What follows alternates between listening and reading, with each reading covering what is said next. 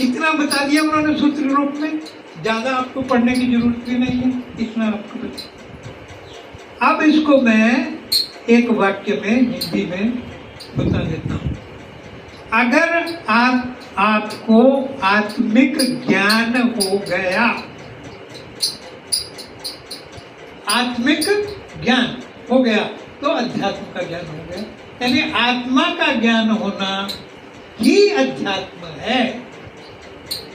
आत्मा का ज्ञान अगर आप नहीं प्राप्त करेंगे, कितनी पूजा पाठ कर लीजिए, कितने रुद्राभिषेक कर लीजिए, कितने ही और महामृत्युंजय के जाप, अनुष्ठान और गायत्री मंत्र, ये सब दूसरी चीजें हैं।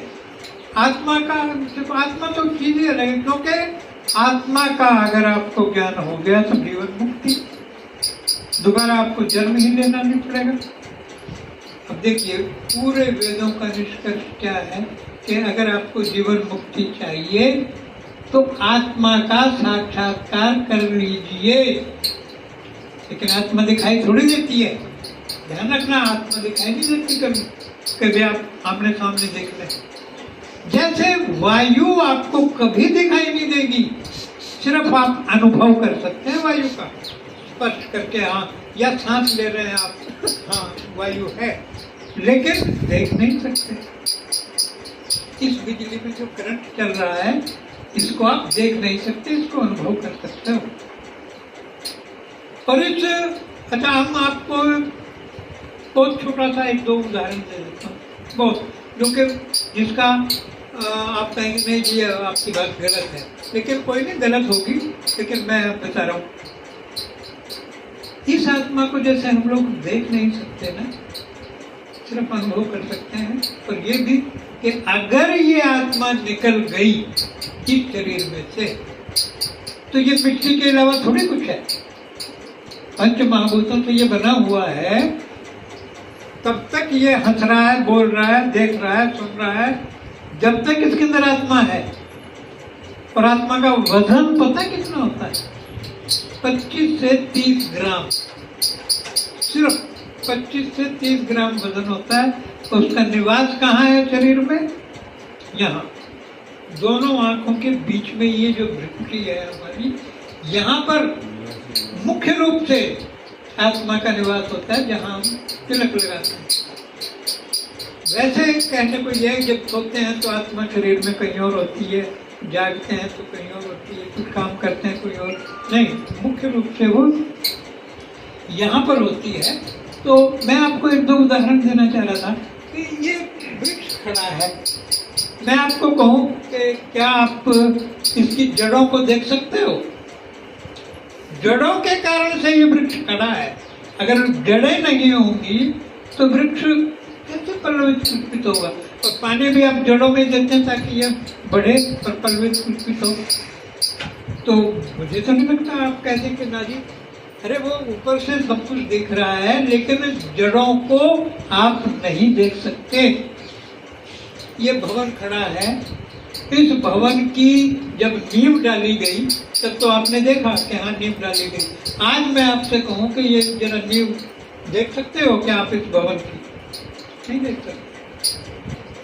भवन की नींव आप नहीं देख सकते, पेड़ की नींव आप नहीं देख सकते, इस आत्मा को आप नहीं देख सकते। सिर्फ इसको अनुभव किया जा सकता है, इसका साक्षात्कार किया जा सकता है। किससे? ज्ञान से। ऋते ज्ञानान्न मुक्ति ही, ज्ञान के बिना मुक्ति भी नहीं होती। और ज्ञान जब हो जाता है व्यक्ति को तो वैराग्य हो जाता है। जब वैराग्य हो जाता है तो फिर आत्मा का साक्षात्कार होने लगता है उस अभ्यास से। अभ्यास है न तो कौन्तेय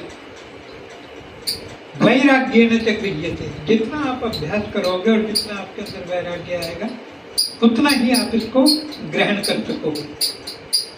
सांख्य शास्त्र ये कहता है भाई कि 3 प्रकार के दुख होते हैं इस दुनिया में, आधि भौतिक, आधि दैविक और आध्यात्मिक। 3 प्रकार के दुख होते हैं। दुख त्रयाभिघाता जिज्ञासा तदम घातके हेतु। इन तीनों प्रकार के दुखों को दूर करने के जिज्ञासा हर व्यक्ति के अंदर होती है, तो उस तीनों प्रकार के दुखों को कैसे दूर किया जा सकता है? तो उन्होंने कहा कि 24 तत्वों का ज्ञान कर लो, 5 ज्ञानेंद्रियां, 5 कर्मेंद्रियां, 1 मन, 11 पंच महाभूत, 16 पंच तन्मात्राएं, 21 प्रकृति, पुरुष और ज्ञान, 24। इन 24 तत्वों का जो ज्ञान कर लेगा उसको आत्मा का ज्ञान हो जाएगा और वो जीवन मुक्त हो जाएगा। वह मतलब उसको फिर दोबारा जन्म नहीं लेना पड़ेगा। ऐसे ही पातंजलि योग दर्शन ने भी कह दिया कि यम, नियम, आसन, प्राणायाम, प्रत्याहार, धारणा, ध्यान, समाधि, ये 8 अंग हैं योग के। इन 8 अंगों का अगर आपको ज्ञान हो जाता है तो आपकी जीवन मुक्ति है। तो ये सोच करके कि हम उपनिषदों को पढ़ें, वेदों को पढ़ें, स्मृति ग्रंथों को पढ़ें, धर्मशास्त्रों को पढ़ें या किसको पढ़ें, तो उसका सीधा सा भी एक रास्ता बताया गया है ऋषि मुनियों के द्वारा कि श्रुतयः विभिन्नाः स्मृतयः विभिन्नाः नैको ऋषि यस्य मतं प्रमाणम धर्मस्य तत्वं निहितं गुहायां महाजनो येन गतः तपन्था। आपको कुछ भी समझ में नहीं आया, महाराज जी जिस रास्ते पर चले उस रास्ते पर आप चलिए।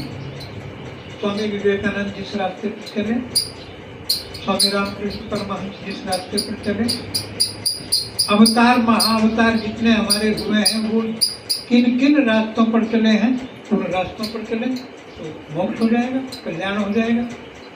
लेकिन इस दुनियादारी में अगर आप फंसे रहते हैं, काम क्रोध को आप छोड़ नहीं सकते, लोभ मत मोह मात्सर्य को आप छोड़ नहीं सकते, आत्मिक ज्ञान प्राप्त करने की आप कोशिश